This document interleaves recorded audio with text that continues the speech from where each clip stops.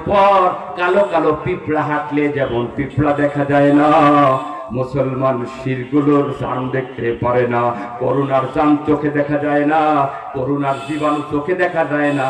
ওই ছোট্ট জীবাণু যখন দেহের মধ্যে ঢোকে, জীবন আর থাকে না। ঠিক না বলেন? শিরকের জানটা এতটা সূক্ষ্ম, আপনি বুঝতেই পারবেন না যে আপনি শিরকের মধ্যে লিপ্ত হয়েছেন। আপনারা বলেন, যেই মানুষগুলো মসজিদে নামাজ পড়ে, যেই মানুষগুলো আপনার ইশরাক পড়ে, তাহাজ্জুদ পড়ে, এরপরে যেই সব মানুষগুলো আজকে পীরের পায়ে সেজদা দেয়, কবরে দেয় সেজদা দেয়, মাজারে দেয় সেজদা দেয়, বলেন এরা কি শিরক করলো কি করলো না?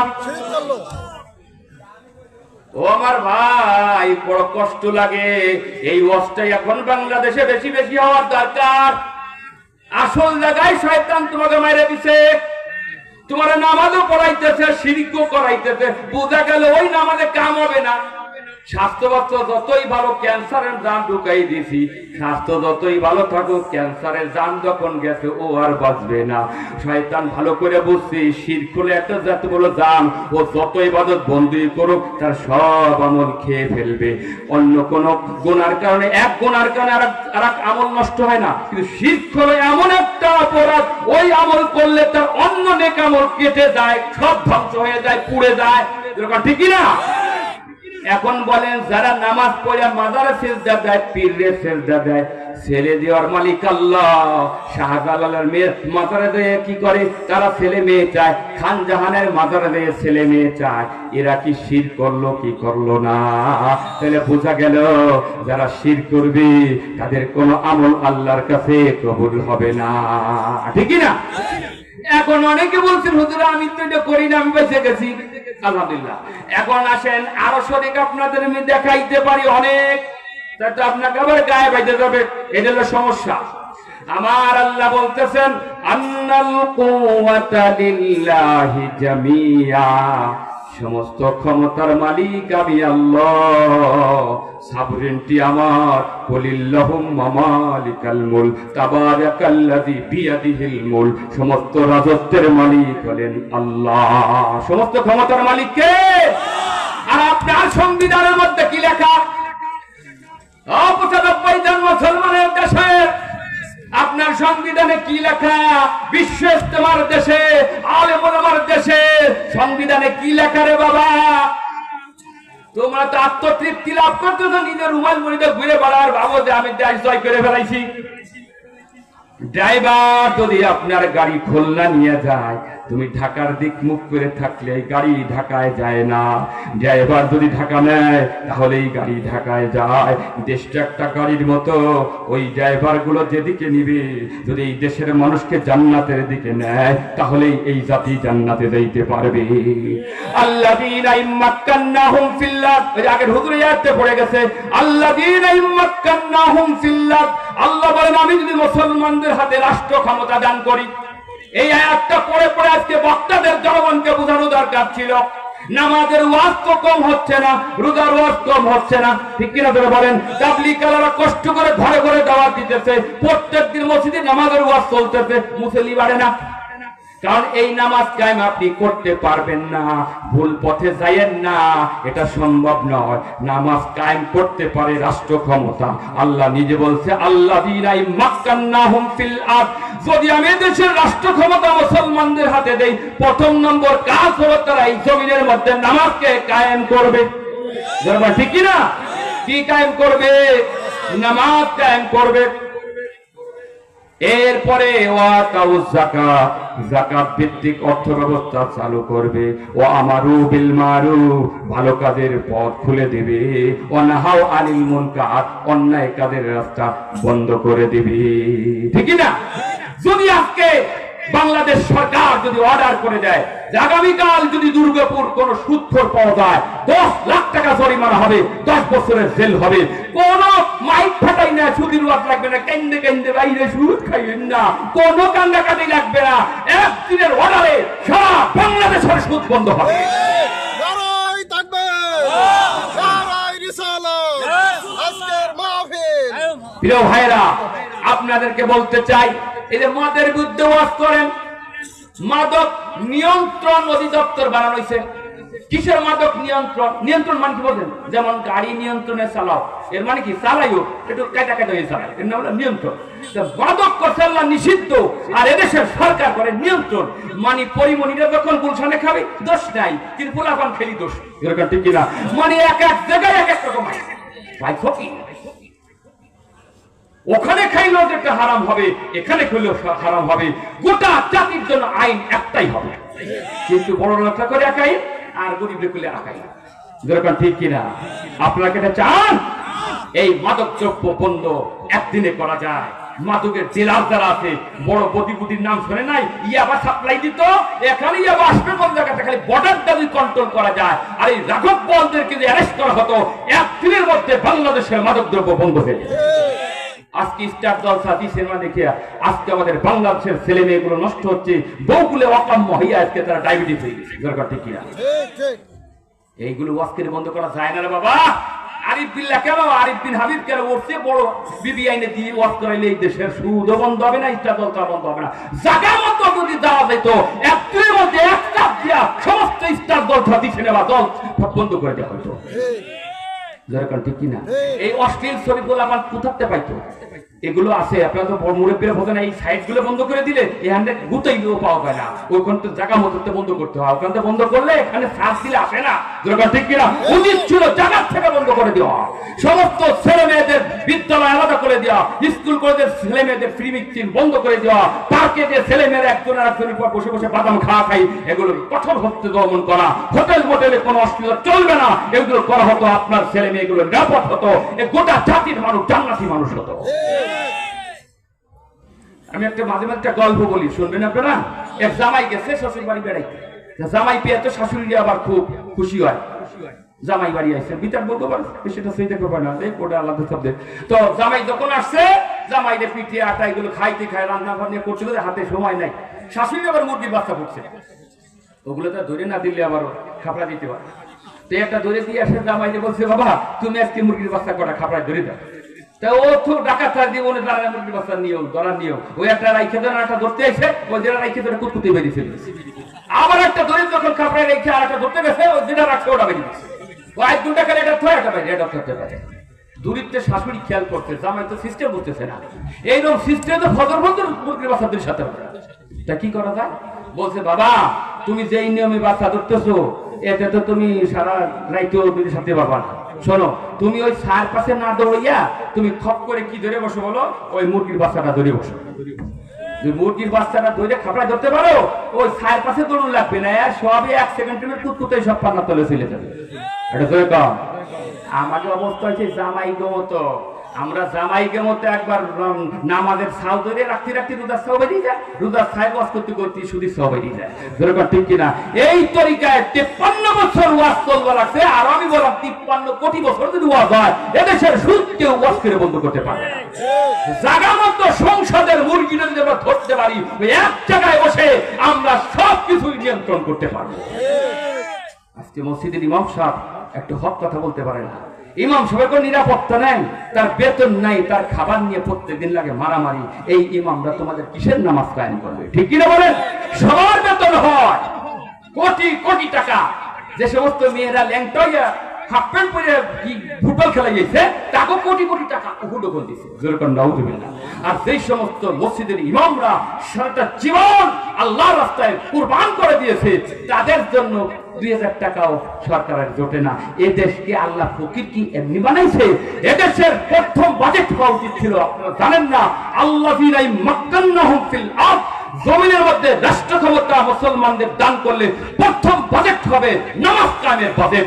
নামাজ কায়েমের জন্য প্রথম অর্থ খরচ করতে হয়, আর যেই দেশে প্রথম নামাজ কায়েমের জন্য অর্থ খরচ হয়, আল্লাহ ওই দেশের বরকত আর রহমত দিয়ে ভরে দেয়। আল্লাহর দিন যদি কায়েম হয়, ও আমার ইমাম ভাইরা, তোমাদের দাঁড়ে দাঁড়ে ভিক্ষা করা লাগবে না, মসজিদের ইমামের বেতন হবে 60,000 টাকা, ঠিক কিনা বলেন? একজন মুয়াজ্জিনের বেতন হবে 40,000 টাকা, মাদ্রাসায় ছাত্র দেওয়ার জন্য কান্নাকাটি লাগবে না, আপনি কবেন দেখেন দিয়ে আমার ছেলের ইমাম বানা যায় কিনা, দরকার ঠিক কিনা? আস্তে আস্তে সব হয়ে যাবে আমার ভাইরা। মাদ্রাসায় ছাদি পড়ানো লাগবে না, প্রত্যেকটা প্রাইমারি স্কুলে 2 থেকে 3 জন করে আমার নুরানি হাফেজ কারীদেরকে আমরা চাকরি দেব জেনারেল শিক্ষকের সাথে। সিলেবাস করবে এমন কায়দায় যে প্রথম ক্লাসে 3 পারা, পরের ক্লাসে 10 পারা, 3-তে 10 পারা, 4-এ আর কয় পারা, 5 পাস করবে একটা ছেলে, পরিপূর্ণ কোরআন নুরানি সহি করে পড়ে দোয়া দুরূদ জানাজার নিয়ম আত্মায়াত সব সিলেবাসে থাকবে। তারা জেনারেল শিক্ষার পাশাপাশি কোরআন হাদিস পড়ে পড়ে প্রত্যেকটা ঘরে ঘরে একজন আলেম পয়দা হবে, আপনার সন্তান আপনার জানাজার নামাজ পড়বে। এরকম হলে কি কোনো অসুবিধা না? ভালো হয়। আজকে যদি প্রত্যেকটা স্কুল কলেজের ছেলে মেয়েদের আলাদা করে দেওয়া হতো, মেয়েদের স্কুলে ছেলেরা যাবে না, ছেলেদের স্কুলে মেয়েরা যাবে না, তাহলে ওই অশ্লীলতা, বেহায়াপনা এগুলো থাকতো না, যেরকম ঠিক কিনা? আর প্রথমে যদি প্রতিষ্ঠান আলাদা নাই করতে পারি, কমপক্ষে প্রথম চান্সে আমরা 7টা থেকে 12টা পর্যন্ত মেয়েরা পড়ে যাবা, 12:30 থেকে ছেলেরা 5টা পর্যন্ত পড়বা। কোন মেয়ের সাথে ছেলেকে দেখা হবে না, কোন ছেলের সাথে মেয়েদের দেখা হবে না। আপনার ছেলে আমার মেয়ে নিরাপদে তারা নির্বিঘ্নে লেখাপড়ার সুযোগ পেয়ে যেত, যারা বলেন ঠিক কিনা? এরকম হইলে ভালো হয় না মন্দ হয়? এদেশে যদি নামাজ টাইম হয়, যখন নামাজের ওয়াক্ত হবে তখন সবাইকে বাধ্যতামূলক নামাজ পড়তে হবে। আযানের পরে যদি দোকান খোলা রাখো 1000 টাকা জরিমানা হবে। যদি এরকম অর্ডার হয় শিক্ষা মন্ত্রণালয় থেকে, জোহরের সময় হেডমাস্টার সাহেব মুসলমান শিক্ষক এবং ছাত্রদেরকে নিয়ে জোহরের নামাজ পড়াইয়া ওটা ভিডিও করে আবার শিক্ষা মন্ত্রণালয়ে পাঠাবা, প্রত্যেকদিন কোন তারিখে কবে পাঠাইছো, ওটা যদি দেখি যে এই তারিখে পাঠাও নাই, তাহলে তোমার এমপিও বন্ধ হয়ে যাবে, দরকার ঠিক কিনা? এই আইন যদি করা হইতো, সারা বাংলাদেশের কোটি কোটি মুসলমান নামাজি পড়ে তারা জান্নাতি মানুষ হতো। এগুলো ওয়াজ করে হয় না, ওয়াজে কয়জন এসে এটা সব দূরে দূরে যারা নামাজ কালাম পড়েন তারা। এগুলো করার জন্য আমরা নামাজিদেরকে হাতে নিতে হবে। আগামী বাংলাদেশে যে সুযোগ এসেছে, যেটা বলছে আগের হুজুরে বলে গেছে, 50 বছর এই সুযোগ আসে নাই, আর এই ভুল যদি আপনারা করেন সামনে আর কোনদিন আসবে না, দরকার ঠিক কিনা? প্রিয় ভাইরা, আপনাদেরকে বোঝাই আল্লাহর সঙ্গে শরীক কেমনে হয়। আল্লাহ কইছে নামাজ কায়েম করো, আমরা আল্লাহর হুকুম নামাজ কায়েম না কইরা ইহুদি আর খ্রিস্টান আর মুশরিকদের সংবিধান দিয়ে আজকে দেশ চালাইয়া আল্লাহ কইছে সুদ চালাইও না, আমরা সুদ চালাইতেছি, মানে আল্লাহর সঙ্গে শরীক করতেছি। আল্লাহকে চোরের হাত কাটো, আমরা আল্লাহর হুকুমকে অমান্য করে ডাক্তার কামালের লেখা 72 সালের সংবিধান অনুযায়ী তাকে জেল দিতেছি। এর মানে হলো আল্লাহর হুকুম না মাইনা ডাক্তার কামালের হুকুম মানতেছি। এখানে আমাদের রব আর আল্লাহ নাই, এখানে আমাদের রব হইছে ডাক্তার কামাল, ঠিক না? আরে মুসলমান, দরাই দিলে তো ঠিক পানারে একজন। আস্তে আস্তে খেয়াল করে দেখো, আমরা জীবনের প্রত্যেকটা ক্ষেত্রে আল্লাহকে বাদ দিয়া বহু রবকে আমরা তৈরি করেছি, যেরকম ঠিক কিনা? ব্যাংকে যান, সংসদ যান, পার্লামেন্টে যান, যেখানে যাবেন সেখানে আমার আল্লাহ নাই। আল্লাহরে মসজিদের ভিতরে ঢুকাইছেন, আল্লাহ তুমি মসজিদে থাকবা, তোমার দিন তোমার সিজদা দিয়ে যাব, আর কোন জায়গায় আসবা না। আল্লাহ ওইরকম, আল্লাহ বলে উদখুলু ফিস সিলমি কাফা, মুসলমান যদি হও পরিপূর্ণটুকু হতে হবে। আদা মুসলমান হলে আমার কাছে তোমার কোনো থাকবে না, স্থান থাকবে না, জান্নাতে তুমি যাইতে পারবা ভাইয়ের আমার। তাহলে আপনাদের বোঝাতে চাচ্ছি যে আমরা শিরক করব না। কার সাথে? আল্লাহর সঙ্গে। যেরকম কার সঙ্গে? আল্লাহর সঙ্গে শিরক করব না। আমরা শিরক মুক্ত ঈমান নিয়ে আল্লাহর কাছে যেতে চাই। তাহলে যদি আমাদের ভুল ভ্রান্তি হয়েও থাকে আল্লাহ ক্ষমাও করে দিতে পারেন, অথবা আল্লাহ রাব্বুল আলামিন মাফ না করলে কিছুদিন জাহান্নামে রাইখা পানিশমেন্ট হয়ে গেলে এরপর যা তোর ঈমান আছে তুই জান্নাত চলে যা। তাহলে বোঝা গেল যারা আজকে বাংলাদেশে নামাজ পড়িয়া রোজা রাখা আল্লাহর কোরআন আইনের বিরোধিতা করে, এরাই হলো মুশরিক, এরাই হলো শিরকারী। দরকার ঠিক কি? আমি প্রমাণ দিতে পারি, চ্যালেঞ্জ দিয়ে গেলাম, যারা আল্লাহর কোরআনের আইন এই বাংলাদেশে কায়েম হোক, আল্লাহর আইন রসুলের তরিকা মোতাবেক দেশ চলুক, সংসদ চলুক, কোর্ট চলুক, শিক্ষাঙ্গন চলুক, যারা চায় না, ওরা নামাজ পড়ে, এদেরকে, এদের ঈমান নাই, এদেরকে আল্লাহ মুশরিক বলছে। বলেন কি বলছে? যেমন কি বলছেন? মুশরিক। ওয়াল্লাযী আরসালা রাসূলাহু বিল হুদা ওয়া দীনিল হাক্কি লিইয়ুযহিরাহু আলাদ-দীনি কুল্লিহি ওয়ালাউ কারিহাল মুশরিকুন। আল্লাহ বলেন তিনি সেই মহান সত্তা, আল্লাহ রাব্বুল আলামিন তার রাসূলকে দ্বীন হক দিয়া, কোরআন দিয়া, ইসলাম দিয়া দুনিয়ায় পাঠাইছেন। লিইয়ুযহিরাহু আইলিয়ুগলিবাহু আলা সাইরিল আদিয়ানিল বাতিলা। সাথে জালাইনের ব্যাখ্যা, আমি এই নবীকে কোরআন দিয়া, দিন দিয়া, ইসলাম দিয়া এই জন্য পাঠিয়েছি যাতে সমস্ত জীবন ব্যবস্থার উপরে, মতবাদের উপরে আমার এই ইসলামকে, এই দিনকে বিজয়ী করতে পারে। বলেন সুবহানাল্লাহ। ওয়ালাউ কারিহাল মুশরিকুন, যদিও মুশরিকরা এটা পছন্দ করে না। বলেন কারা পছন্দ করে না? সবাই বলেন কারা? আমি কথার শেষ পর্যায়ে এসে গেছি। আমার যে টার্গেট, আমি সেখানে চলে আসছি। সেটা হলো আল্লাহর দিন বিজয়ী হোক। কারা যা পছন্দ করে? বলেন মুশরিকরা। যেমন কারা কথা বলে না, কারা চায় না? মুশরিকরা। তাহলে যারাই দিন বিজয়ী হোক চায় না তারাই মুশরিক। শোনেন, কথা তো একই কথা হইল। মানে দিন বিজয়ী হোক কারা চায় না? মুশরিকরা। তাহলে যে মুশরিক সেই বিজয় চায় না, একই কথা। যে বিজয়ী চায় না সেই মুশরিক। আল্লাহ নিজে বলছেন যারা মুশরিক তারা বিজয়ী চায় না, অথচ যারা বিজয়ী চায় না তারাই মুশরিক। কথাটা একই। যেরকম ঠিক কিনা? এখন আপনাকে সিদ্ধান্ত নিতে হবে। আপনি নামাজি হইয়া, আপনি মুসলমান দাবি করিয়া, আপনি কি চান আল্লাহর দিন, আল্লাহর জমিনে বিজয় হোক? এটা কারা কারা চান? হাত তুলে আল্লাহকে দেখান। সবাই হাত উঁচু করে রাখেন, আমি একটু দেখবো কারা আল্লাহর দিন বিজয় হোক চায়। আল্লাহ কবুল করেন। বলেন আমি খুশি হলাম। শোনেন, এটুক নিয়ে যান। শোনেন, আপনারা বলেন হুজুর আমরা এই কয়জন কি দিন বিজয়ী করতে পারবো? দরকার নাই। আমাদের তো উদ্দেশ্যটাই আমাদের আল্লাহ দেখবেন কিয়ামতের মাঠে, এই ওসিলে আমাদের মাফ করবে। আমরা তো চাইছি আল্লাহ দিন বিজয়ী হোক, ঠিক কিনা বলেন? এজন্য এটাই আমাদের মূলধন, যেন আমরা ঈমান নিয়ে কবর দিতে পারি, শিরক মুক্ত ঈমান নিয়ে আল্লাহর সঙ্গে দেখা করতে পারি। যেরকম ঠিক কিনা?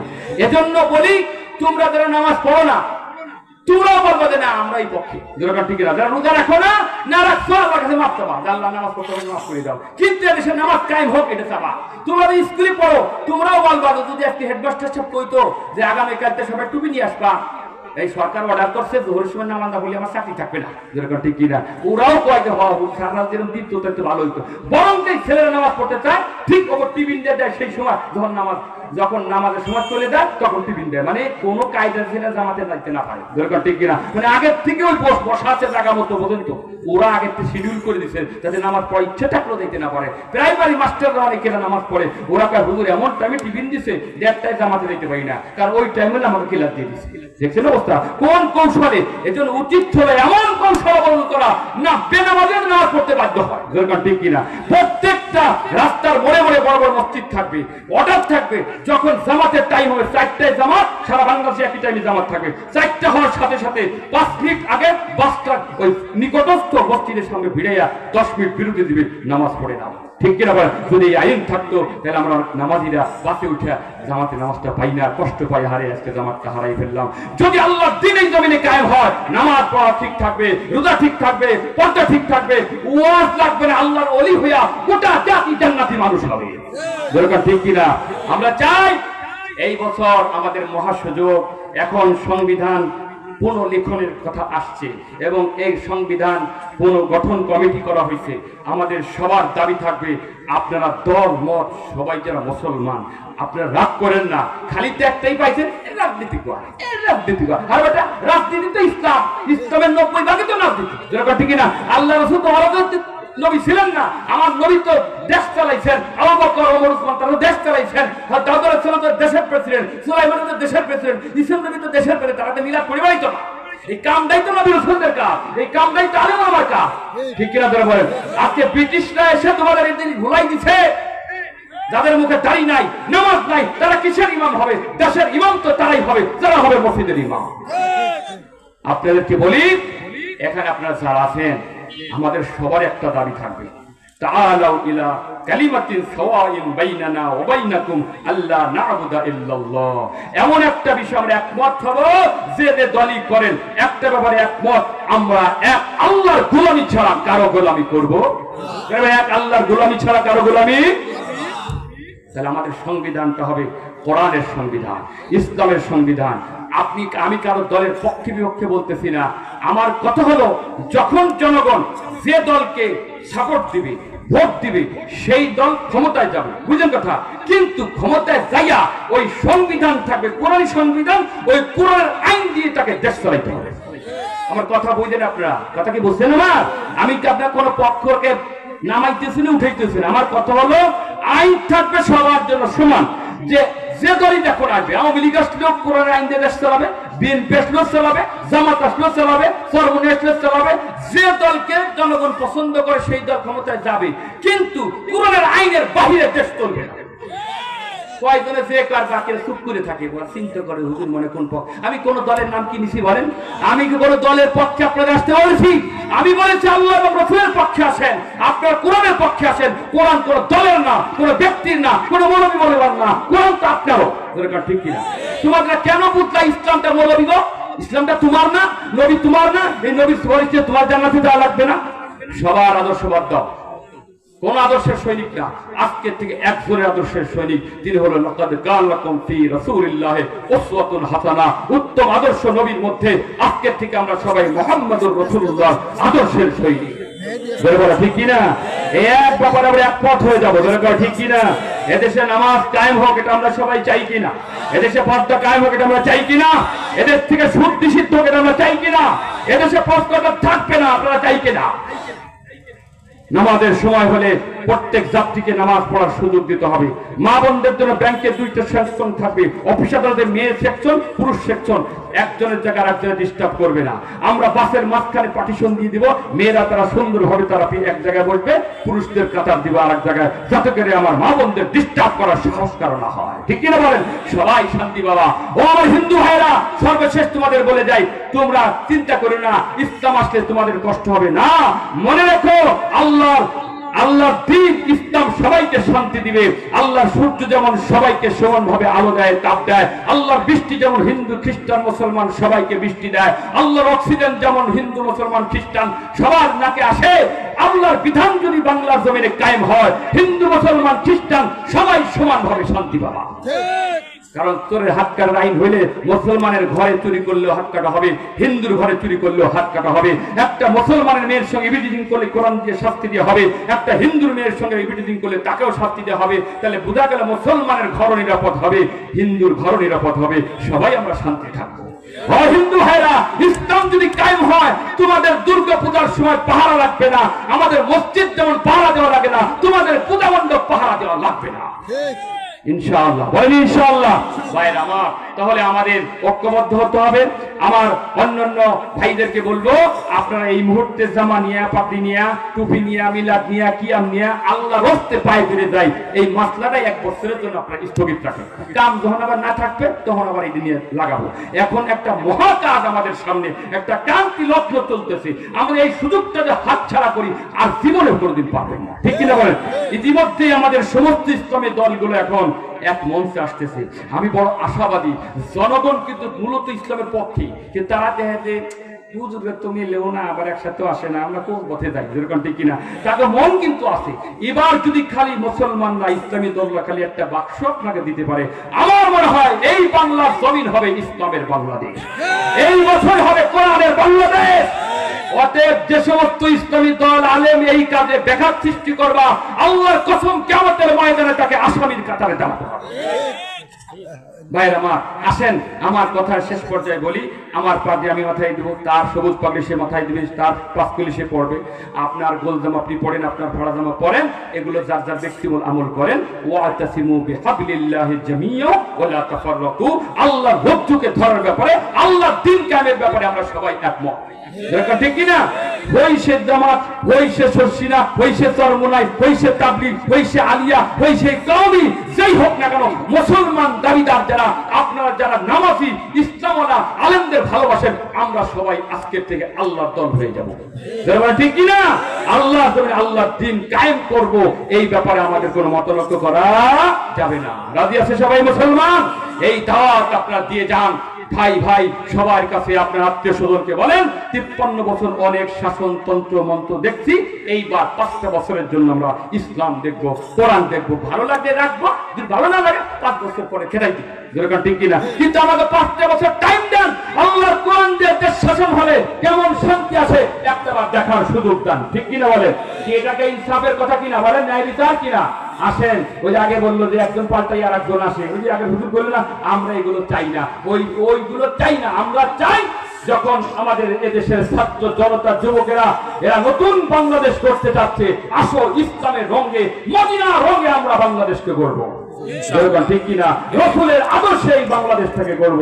আল্লাহর কাছে দোয়া করি, আল্লাহ তুমি আমাদের সবাইকে ইসলামের জন্য, দ্বীনের জন্য, কোরআনের জন্য কবুল করে নাও। আজকে এই মাহফিল খানার যে আয়োজন করেছেন, আমরা তাদের জন্য দোয়া করি, টাকা দিয়ে, পয়সা দিয়ে, বুদ্ধি দিয়ে, শ্রম দিয়ে। আমাদের শামসুল আরিফিন ভাই সহ তার সাথীরা প্রতি বছর এই খাস করে আপনাদের বড় বড় মাহফিল হয়। আল্লাহ শুকরিয়া, এই খুশনসিব কয়জনের আছে, এটা আপনার এক বরকত, আপনাদের বরকত মনে করবেন, এটা অব্যাহত রাখবেন যতদিন থাকবে। এই মাঠে ইনশাআল্লাহ প্রতি বছর এরকম তাফসীর মাহফিল হবে ইনশাআল্লাহ। যেরকম না ইনশাআল্লাহ আপনারা যেভাবে পারেন আপনারা সহযোগিতা করবেন। এখন আমরা মোনাজাত করবো ইনশাআল্লাহ, এরপরে আমরা ঈশার নামাজ পড়ে যাব। আপনাদের অত্যন্ত ধন্যবাদ জানাই অন্তরস্থল থেকে। আপনারা যে বসে থাকবেন, আমি তো প্রথম মনে করি সবাই চলেই যাবেন, আলহামদুলিল্লাহ আপনাদের কবুল করেছেন। কিন্তু মনে রাখবেন, কথাগুলো তিক্ত হতে পারে, বালিশে মাথা দিয়ে চিন্তা করেন, কথাগুলো আসলে বাস্তব কথা। যতই আলটা পাল্টা নসিহত কইরা বিভিন্ন ঘটনা কইয়া কান্দাই শুনতে যা যায় বুঝি আমরাও, কিন্তু ওই কান্দন বেশি সময় থাকে না। আসল জায়গা যদি কাম না হয়, ওই কান্দন